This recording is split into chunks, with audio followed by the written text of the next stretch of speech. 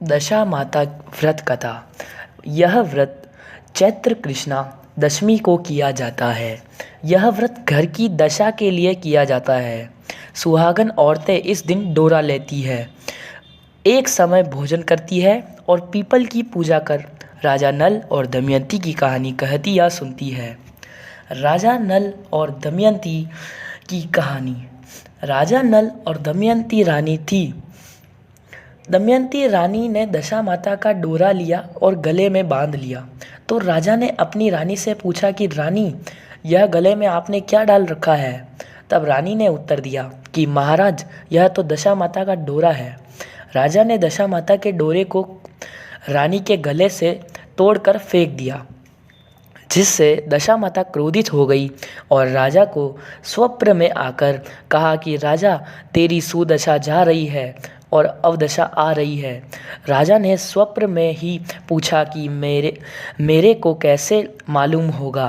तब दशा माता ने कहा कि राजा, जब तेरी इच्छा खली खाने की और रानी की चने खाने की होगी, वही तेरी अवदशा का प्रारंभ है। जब दशा माता का दिन आया, राजा अपने दरबार में बैठा हुआ था। उसी समय राजा नल को खली खाने की इच्छा हुई। राजा ने सेवक के हाथ खली मंगाकर खाई। उसी समय से सेवक, घोड़े, हाथी आदि सभी चीज़ें पत्थर की हो गई। राजा का राज्य नष्ट हो गया। इधर महल में रानी दमयंती को चने खाने की इच्छा हुई। रानी ने भी अपनी दासी से चने मंगवाकर खाए। इस तरह दशा माता के कोप से राजा रानी भूखों मरने लगे। राजा रानी अपने दोनों पुत्रों को साथ लेकर निकल पड़े। आगे चलते चलते रास्ते में लाखा बंजारे की बालद मिली। राजा ने अपने दोनों पुत्रों को अमानत के तौर पर रखने को सौंप दिए और राजा रानी आगे चल दिए। रास्ते में राजा के मित्र का गांव आया। राजा व रानी मित्र के घर गए तो मित्र ने राजा रानी की खूब आव भगत सत्कार किया और पकवान बनाकर भोजन कराया। मित्र ने अपने शयन कक्षा में राजा रानी को सुलाया। उसी कमरे में मित्र की पत्नी का 1.25 करोड़ का हार एक खूंटी पर टंगा हुआ था और वह खूंटी मोर के आकार की थी। मध्य रात्रि को अचानक रानी की आंख खुली तो उसने देखा कि मोर के आकार वाली खूंटी राजा के मित्र की पत्नी का हार मुंह में निगल रही है। रानी ने तुरंत राजा को जगा कर दिखाया। यह देख राजा रानी रात्रि को ही वहाँ से निकल पड़े। यह सभी दशा माता के अपमान का कारण था। राजा व रानी तुरंत वहाँ से रवाना हो गए। आगे जाने पर राजा रानी एक माली के बगीचे में पहुँचे। इन दोनों के वहाँ जाते ही अच्छी फूलवारी मुरझा गई और दूब सूख गई। मालिन बोली, ऐसा न जाने कौन अपशकुनिया आया कि जिससे पूरा बगीचा ही सूख गया। राजा रानी वहाँ से भी रात विश्राम लेकर भागे। आगे एक कुम्हार के घर गए। उस कुम्हार के यहाँ चाक पर सोने के कलश उतरते थे। जब राजा रानी की नज़र पड़ी तो टूटे फूटे मिट्टी के कलश उतरने लगे। यह देख वही बात कुम्हार ने भी कही जो मालिन ने कही थी। वहाँ से भी राजा रानी को रात में ही भागना पड़ा। आगे राजा रानी एक गौली के पास पहुँचे। उस गौली की गाया 1.25 घड़ा दूध रोजाना देती थी, लेकिन राजा रानी की नज़र पड़ते ही गाय ने दूध देना बंद कर दिया। तब गौली ने भी वही बात कही जो मालिन ने कही थी। आगे चलते हुए राजा अपनी बहन के गांव में पहुँचे। गांव के बाहर रुककर राजा ने अपनी बहन की दासियों के साथ खबर भेजी कि आपके भाई आए हैं। राजा की बहन ने अपनी दासी को पूछा कि मेरा भाई कैसी दशा में है। दासी ने कहा कि दोनों बहुत बुरी दशा में हैं। यह सुन राजा की बहन एक थाली में रोटी व कांदे रखकर अपने भाई व भाभी से मिलने गई। भाई ने तो अपने हिस्से की रोटी को कांदे के साथ खा लिया, लेकिन भाभी ने अपने हिस्से की रोटी और कांदा उसी जगह गड्ढा करके धरती में गाड़ दिया। आगे जाने पर जब एक गांव में राजा रानी पहुँचे तो वहाँ का नगर सेठ पूरे गांव को भोजन करा रहा था। राजा ने रानी से कहा कि तुम यहाँ नदी से मछलियाँ पकड़कर भूनो, तब तक मैं भी भोजन की एक पतल ले आता हूँ। रानी ने मछली पकड़ी और उनको भूना, लेकिन दशा माता है। तब दशा माता के कोप से पानी की लहर आई और भुनी सारी मछलियाँ जीवित होकर पानी में चली गई। उधर जब राजा भोजन को पत्तल लेकर आ रहा था तो चील ने झपट्टा मारा और पत्तल लेकर उड़ गई। चील के झपट्टा मारने से एक चावल का दाना राजा की मुंह पर चिपक गया।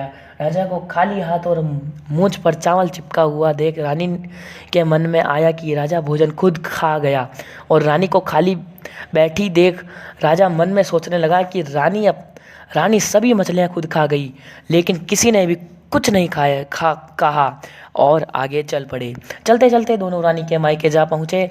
दोनों ने अपना भेष और नाम बदलकर नौकरी के लिए याचना की। तब राजा को घोड़े की घुड़साल में और रानी को वहाँ की महारानी का श्रृंगार करने की नौकरी मिल गई। राजा रानी दोनों नौकरी करते रहे।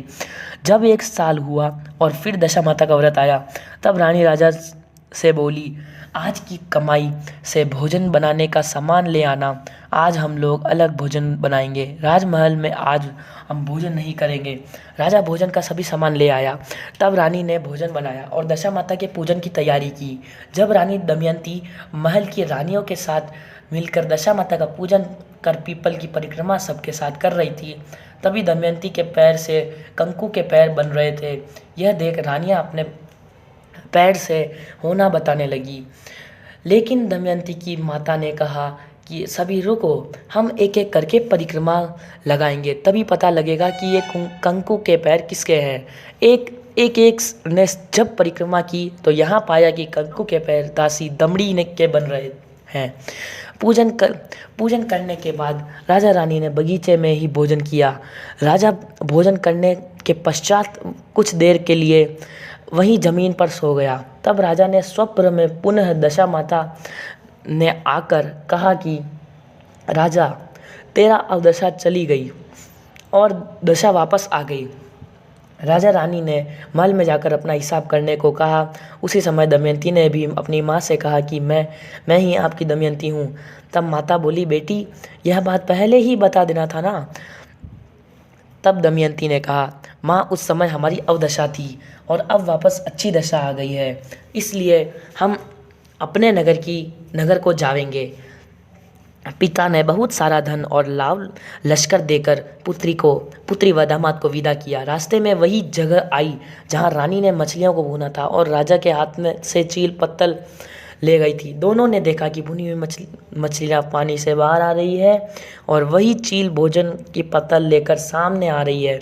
तब रानी बोली, महाराज, आपने मन में सोचा होगा कि रानी सभी मछलियाँ खा गई है। तब राजा ने कहा कि रानी, तुमने भी यही सोचा होगा कि राजा भोजन की पत्तल अकेले खा गए।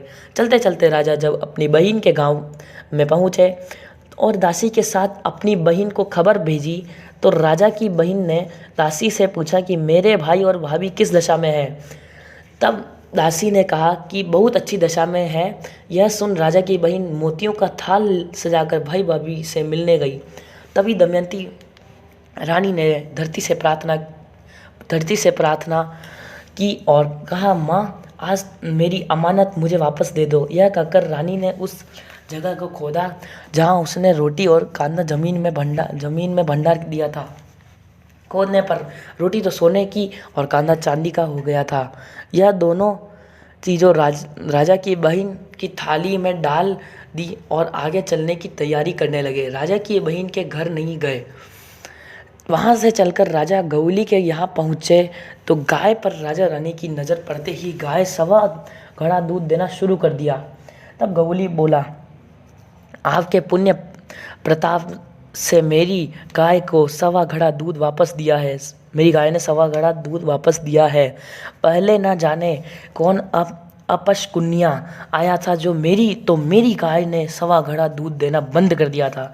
तब राजा बोले, भाई, पहले भी हम लोग आए थे, तब दशा माता के कोप से हमारी अवदशा थी।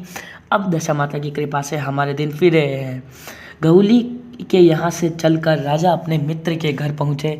मित्र ने राजा रानी का पहले की तरह ही सम्मान किया और वही कमरा रात्रि विश्राम के लिए दिया जिसमें राजा रानी पहले ठहरे थे।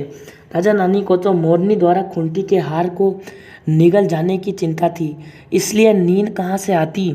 ठीक आधी रात को वही लकड़ी की मोरनी खूंटी हार वापस उगलने लगी तो राजा ने अपने मित्र की को और रानी की पत्नी को जगाकर दिखाया, आपका हार इस लकड़ी की मोरनी में निगल लिया था। आप लोगों ने सोचा होगा कि हम लोग आपका हार लेकर चले गए। प्रातः नित्य कर्म से निपट कर राजा रानी अपने लश्कर के साथ उसी माली के बगीचे में पहुंचे। राजा रानी की नज़र पड़ते ही पूरा बगीचा फिर से हरा हो गया। तब माली ने कहा, आपके ही पुण्य प्राप्त से मेरा बगीचा फिर से हरा भरा हुआ है। पहले न जाने कौन आया था कि पूरा बगीचा ही सूख गया था।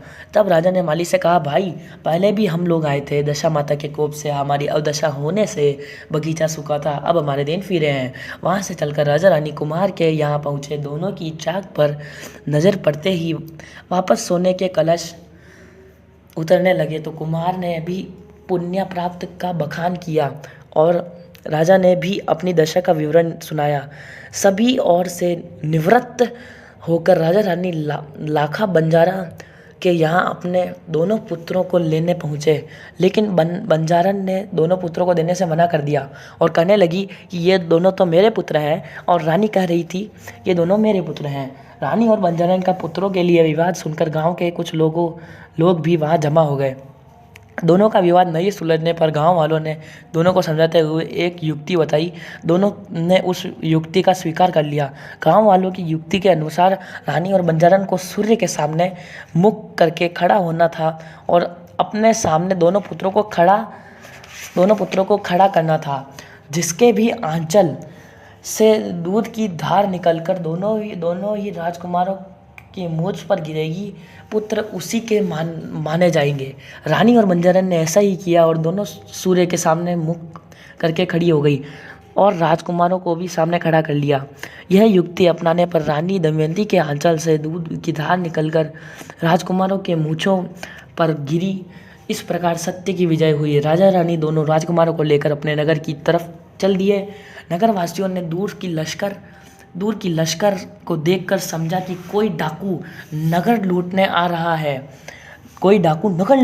है। पास आने पर नगरवासियों की प्रसन्नता का ठिकाना नहीं था। जब उन्होंने अपने राजा रानी को देखा तो तुरंत ही टूटे फूटे ढोल लगकर नगरवासी राजा रानी की आगवानी करते हेतु चल पड़े। राजा रानी की नज़र पड़ते ही टूटे फूटे ढोल और पाषाण बने घोड़े, हाथी सभी अच्छे हो गए। राजा ने अपने राज्य में दशा माता का एक विशाल मंदिर बनवाया और नगरवासियों में दशा माता की महिमा बढ़ाई। है दशा माता, जैसे पहले राजा रानी को कष्ट सहना पड़ा, ऐसा कष्ट किसी को भी मत देना, और बाद में जैसे राजा रानी को ढूंढती वैसे ही आपका व्रत करने वाले को सभी को ढूंढना। यही आपसे प्रार्थना है।